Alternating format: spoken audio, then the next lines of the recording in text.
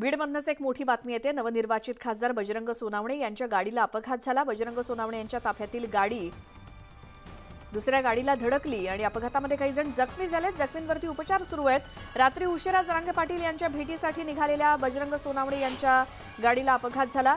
बजरंग सोनावणे यांच्या सोबत असलेले सर्वजण सुखरूप आहेत। हा अपघात जालना जिल्ह्यामध्ये धुळे सोलापूर महामार्गावरती रात्री उशिरा झाल्याची माहिती मिळते। अधिक माहितीसाठी जाऊयात। आमचे प्रतिनिधी सुरेश जाधव आपल्यासोबत फोन लाईनवरती आहेत। सुरेश, बजरंग सोनावणेंच्या गाडीला जो काही अपघात झाला त्याबद्दल काय माहिती? रात्री 2:30 वाजता बजरंग सोनवणे यांनी मनोज जरांगे पाटील यांची भेट घेतल्यानंतर परतीचा प्रवास करत असताना सोलापूर धुळे राष्ट्रीय महामार्गावर ओव्हरब्रिज जवळ एक ताफ्यामधील गाडी दुसऱ्या बजरंग सोनवणे यांच्या गाडीला धडकली। त्यामध्ये किरकोळ जखमी झालेले आहेत। जे 2-3 कार्यकर्ते किरकोळ जखमी झाले होते त्यांच्यावरती उपचार देखील करण्यात आलेला आहे। मात्र बजरंग सोनवणे हे देखील सुरक्षित आहेत आणि त्यांच्यासोबतचे इतर कार्यकर्ते देखील सुरक्षित आहेत। हा अपघात 2:45 ते 3 या दरम्यान झालेला आहे। पहाटच्या वेळी हा अपघात घडलाय।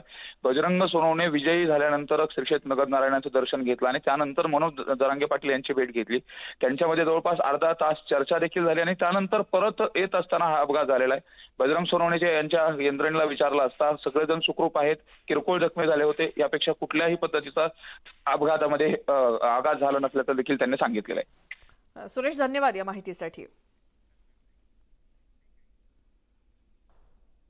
अशाच इतरही काही बातम्या आपण पाहणार आहोत, मात्र एका छोट्याशा ब्रेक नंतर।